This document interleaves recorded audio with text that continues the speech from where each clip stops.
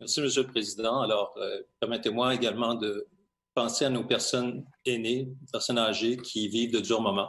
J'en profite pour saluer ma belle-maman chez qui on est allé chanter Bonne fête à l'extérieur de chez elle, sous son balcon. Alors, bonsoir, Madame Bédard, on pense à vous et à toutes les personnes de votre coop de logement.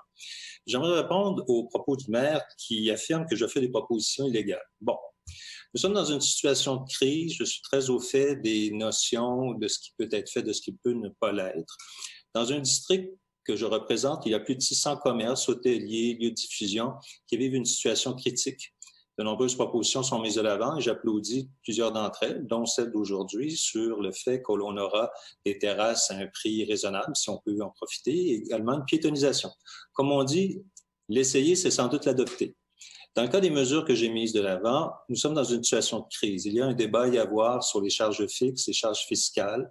Cela fait d'ailleurs partie des grands enjeux actuellement parce que plusieurs commerçants hésitent à s'endetter davantage, ne sachant quand ils vont réouvrir. Donc, ce débat, il est important et je continuerai à y contribuer malgré les commentaires de M. le maire. Dans le contexte actuel, l'industrie touristique souffre énormément. C'est un de nos fleurons et elle est durement affectée. Les premiers à contribuer pour relancer ces sites, ce seront des gens de la région de Québec, dès que les mesures de quarantaine locale seront progressivement levées. La ministre du Tourisme, Mme Caroline Proulx, mentionne que la relance exigera de nous la plus grande des cohésions et une collaboration accrue dans la promotion du Québec en entier comme destination de choix auprès des Québécois dans un premier temps, des Canadiens par la suite, puis des clientèles internationales lorsque le moment sera venu. Le vaste élan en faveur de l'achat local le montre. Nous pouvons tabler sur cet appétit pour découvrir, encourager et développer notre coin de pays. Les intervenants de l'industrie touristique de la région de Québec, dont l'Office du tourisme, se parlent.